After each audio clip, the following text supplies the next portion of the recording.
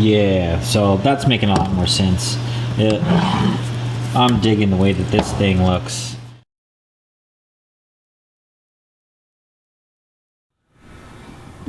Oh yeah.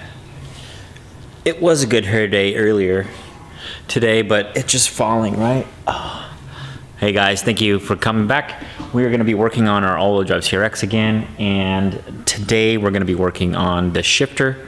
So if you're a CRX owner, then you know that the CRX normally is shifted by a shift rod, and on the K series it's shifted with cables. So now, what cables do you use with the CRV all-wheel drive transmission? Well, we're going to be working with RSX style, but well, most are using the RSX style cables because they think they're basically the same, and they essentially are, except we actually have the CRV shift box and cables, and they are slightly different. If you take a look here, you'll see the construction right here, but basically the box is essentially the same.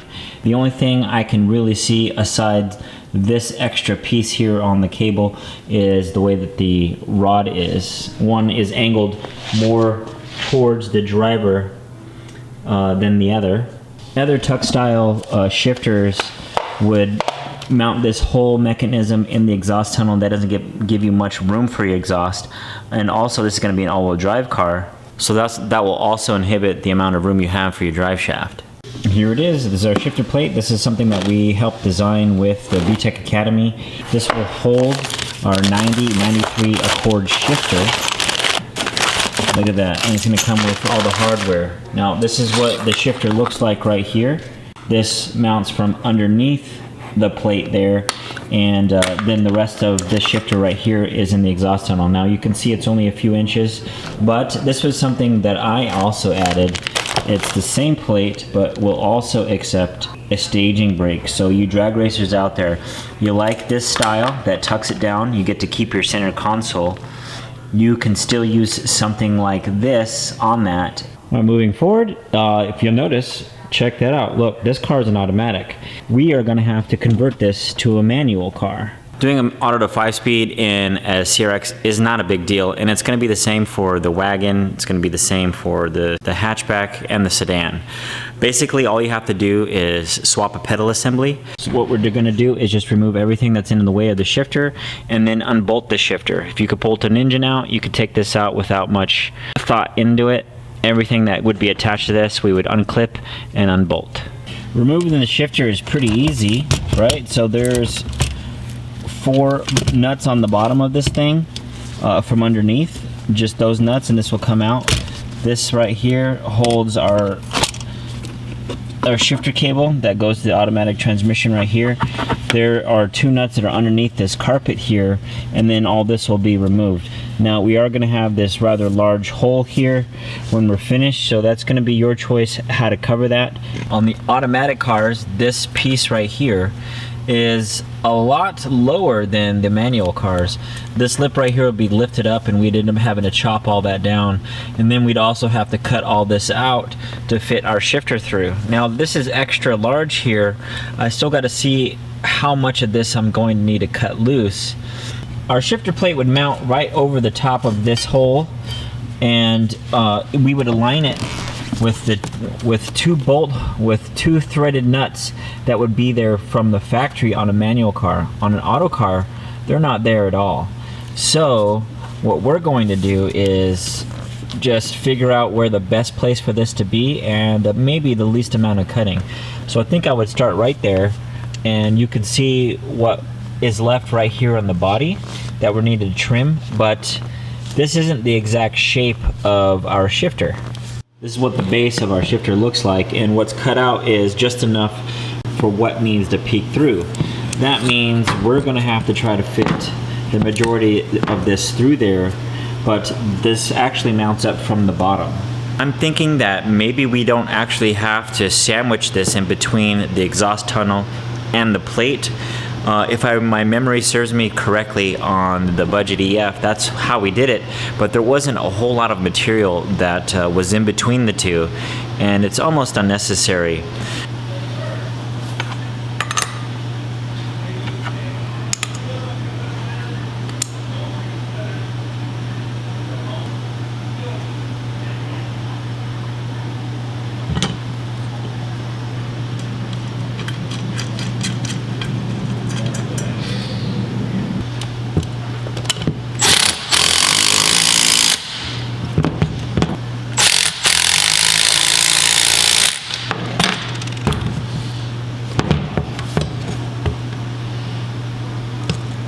I'm digging the way that this thing looks bolted like that as one solid unit. I think that's how it should be installed right there. So it will have these bolt holes here that's going to hold it to the body, and then we have another one up here. I think we're going to be golden. Before we get too far, I just wanted to show you the hole that I cut here. Good size hole. What I did was measure the back side of this, right, the widest width, and then I just went and did a really nice square even hole there. I used my dial calipers to kind of help gauge how wide it needed to be, and as I went to set it in, I was looking for some other restrictions that are keeping this thing from sitting flush. We're almost there. All right, it looks like this bolt right here is preventing it, and I think this slight corner here, and I think I have a solution. So now it's starting to look like maybe we make a stencil of the bottom part, lay it over the top of the steel here, and then cut it out along the markings. That way, maybe if you ever wanted to put the plate back, it would just be one solid piece. You know, everything's a learning experience. It is flush now. There was a lot of cutting and grinding. Here on the automatic car, this bolt hole that we added here, look at that. This is right here. There's nothing there. I did grind this flat. There was a lip here also. I just took the flat disc you see there. Maybe I'll weld in some new material there. Not bad. I made this little stencil here. I put a piece of paper over the hole, used my finger to mark it, place it on the sheet metal here, and then I cut it out actually using these two tools here. Not too bad. And here we go. There it is. Not too bad. What do you think? So before I weld here, I'm gonna have to clean all this up here with the grinder some more so that it's more raw steel. And then guess what? This is a perfect opportunity for us to use our zinc primer that we used before for welding, and then we can go over it with our paint, our color match paint, the frost white. What do you think? I think it came out pretty good. I welded it from the top because I wanted the steel to be countersunk underneath there. I didn't want it to inhibit this laying as flush as possible, and so I took a grinder and I ground down any high spots with the welds there, and then I sprayed over with our zinc. I also painted on the back side too because this was raw steel, and of course I want it, you know, to be rust free. The next thing that we're going to be doing is, see these gaps right here, so I'm not going to seam weld it all the way through. It's pretty thin steel and I might burn holes, so what I'm going to do is backfill it with some polyurethane. Here we have another amazing tool by Milwaukee. This right here is the battery powered caulking gun. This is something that came out maybe about 15, maybe closer to 20 years now. My first job was doing windshields, and these guns were a lifesaver. Just before that, we had to do everything by hand. There is an urban legend that a guy with carpal tunnel in the auto glass industry is the one who invented the motorized caulking gun. Is that true? I don't know. But what I have in here is some windshield glue. This one is a Sika brand. All right, this is high dollar, I guess, boutique style, you know, DOT stuff. You know, I have this stuff in the gun already and I don't have to go buy anymore, so I'm gonna use this to fill in the gaps.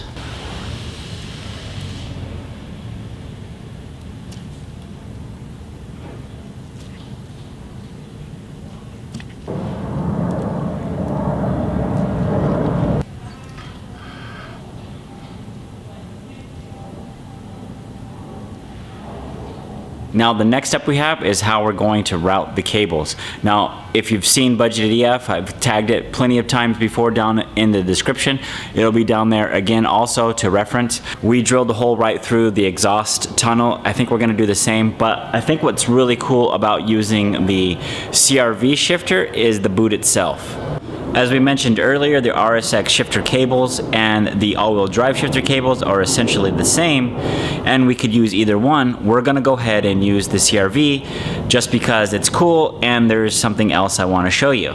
Again, here are the cables side by side, but check out the boot. So if you're referencing Budget EF, you'll see that we cut a stencil out for this shape here and then used a hole saw to cut this shape out. It wasn't the easiest, but if you look at this grommet here, look at that. That's going to be much easier to replicate.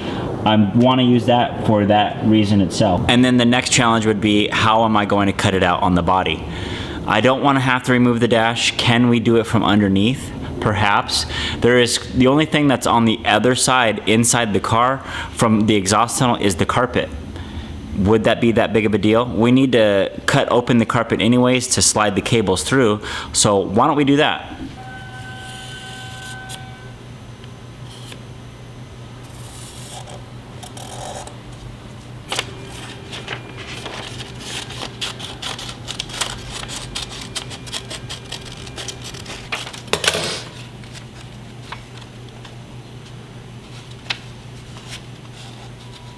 Alright, so you saw me, I traced it out to get the basic shape here, but we can't cut a hole as big as the actual piece here because it needs to fit inside these grooves. So then you saw me lay it on top of there, and then of course I used, you know, just the dirty gloves here to create this outline of the actual size that we may need. I think I used this ridge right here, which would make the hole a bit small, which is fine because this is rubber and we need to be able to squeeze it in. I do have the carpet peeled back, and it looks like you'll see right there where the sound deadening material ends, this open space there, that looks like about where I think I want my cables to go. So what I'm going to do is look for some stuff underneath the car that looks like this, so that I know that I'm going to be drilling, that I know that I'm going to be cutting open where I need to. Now we have the stencil sized to what we want. Now I'm going to go through my hole saw collection here to try to pick one of these that closely matches our hole here. Maybe we can get the round corners here on the edge. 1, 2, 3, 4, 5, 6. We may do that, we may not. We'll see how that's going to work out. But what that ended up doing is making several holes around here that we can then just connect using our die grinder. Alright.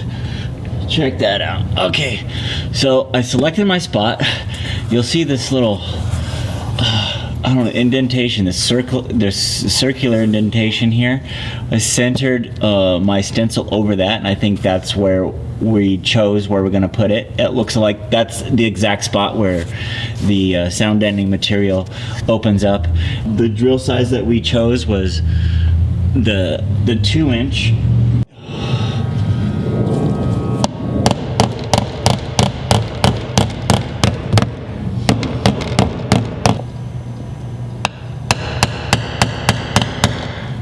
There we go.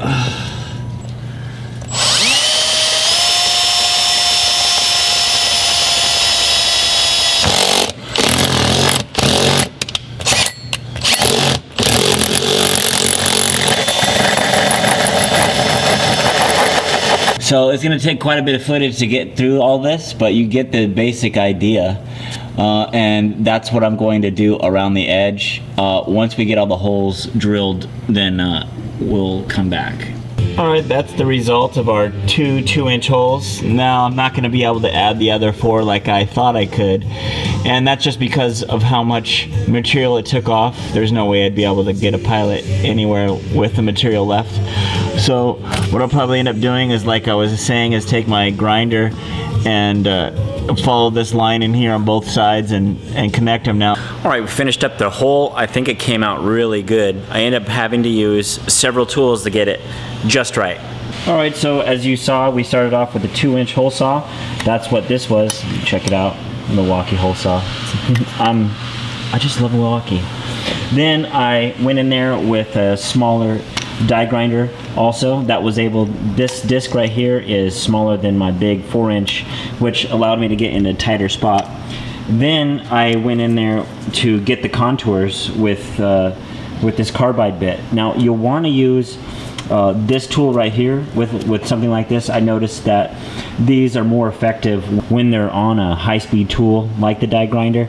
This was able to whip through the corners and contours pretty fast and easy. Then I went in there with this tool here and sanded everything down. It can reach into weird contours that a grinder couldn't, and it's much faster than trying to do it by hand. And there's our hole. I think it came out really good, considering we're doing this on our back too.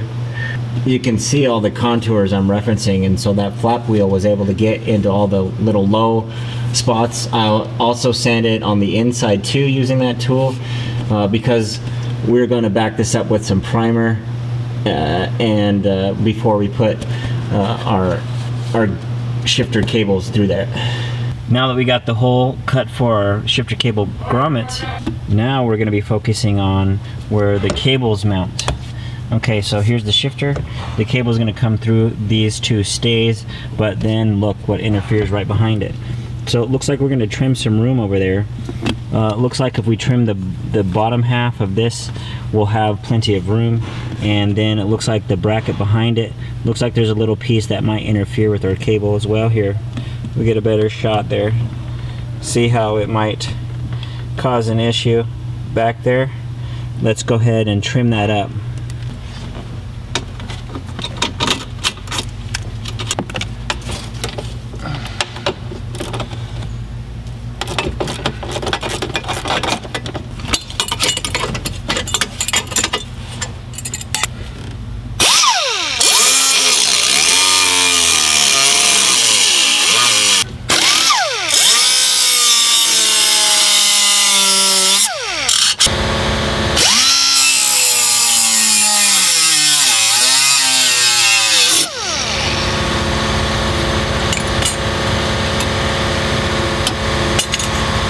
Not too bad. I was able to do it right there. I didn't have to remove the dash. I was able to trim that back piece.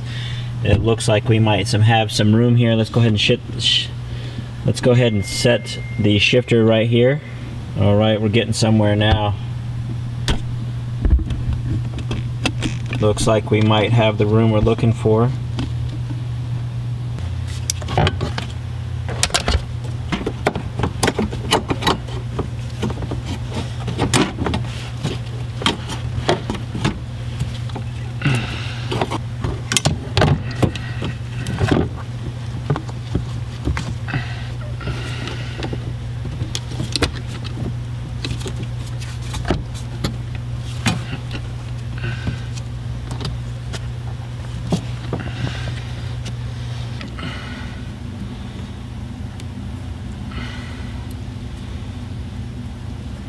You see that we had plenty of clearance here. Now I did cut out a little extra right here just because I thought that this big part was on that side and I just wasn't thinking, but you can see how the cables are routed through there and the bushing's just on the other side. Now that thing will slide up into place once we decide that this is what we like, and I think it's a go.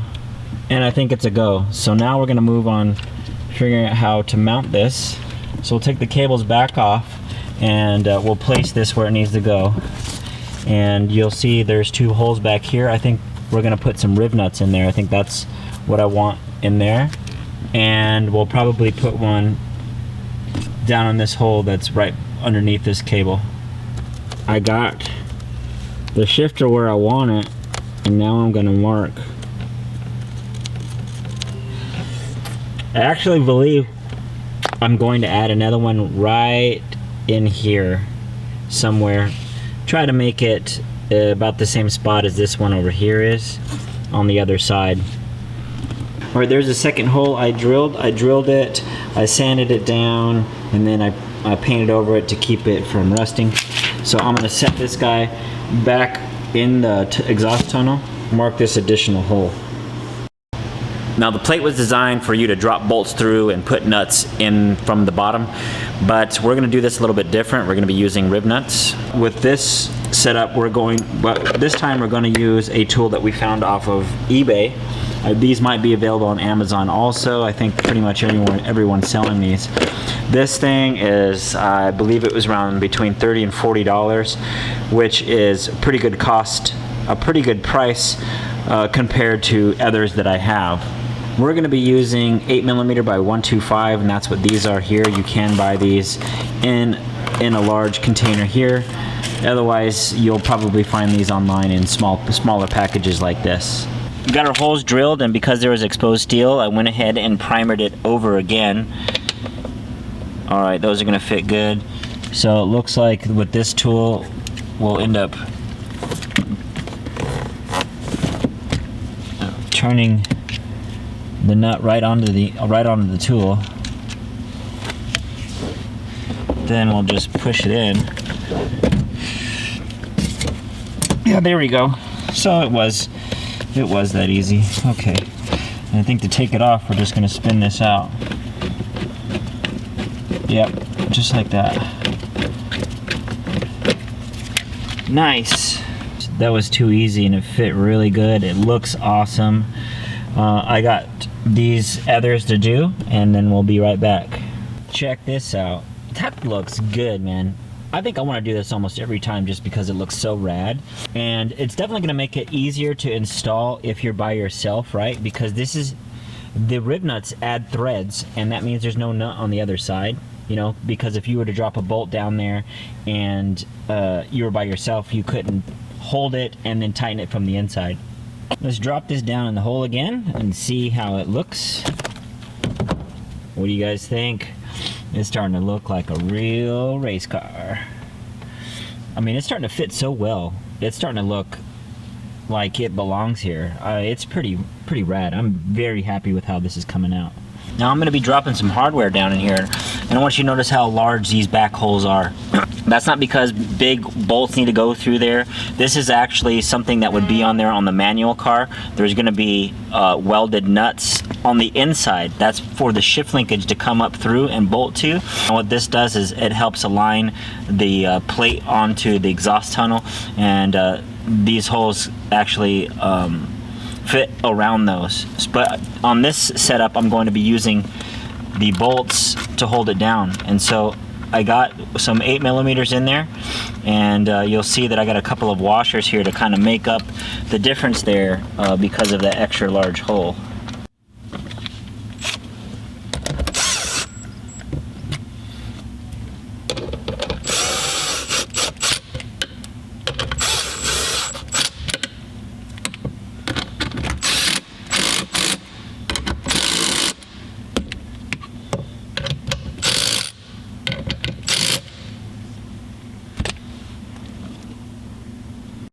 Oh my goodness, this thing is coming out so awesome. I mean, it looks so trick, all the bolts on here and the way that this shifter looks. I mean, it looks all mechanical. I mean, this thing's starting to look super rad. Okay, so the next step here is I'm going ahead and completely install the cables where they need to go.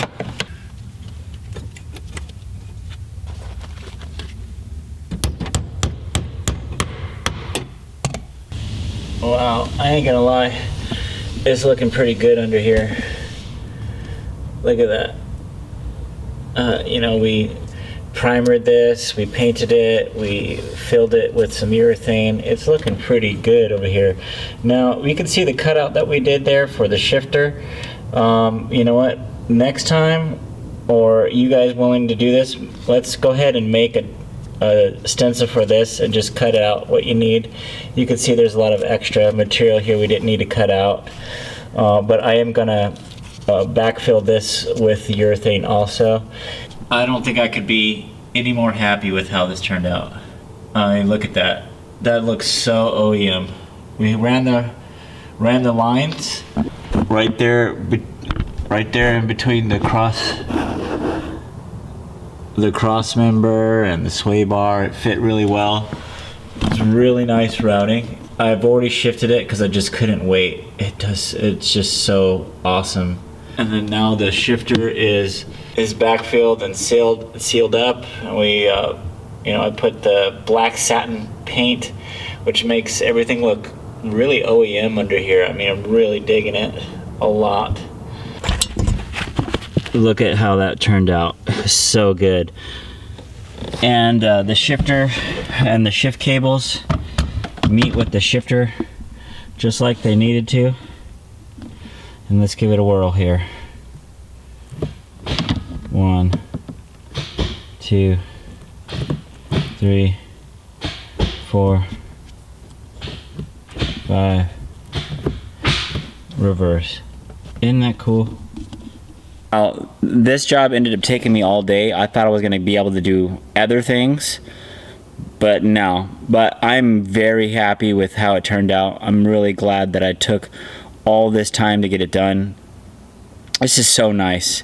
I'm really proud of this, and I would hope that any one of you that are building a car, just take the time, do it really well. You're going to be so proud of what you were able to accomplish. I'm very happy with how it turned out. There it is with the console. Now remember, this was an automatic car, so I don't have a shift boot for it yet, but we're able to freely move the shifter within the hole like we need to. And here's a look from the bay. And the cable's attached just like OEM.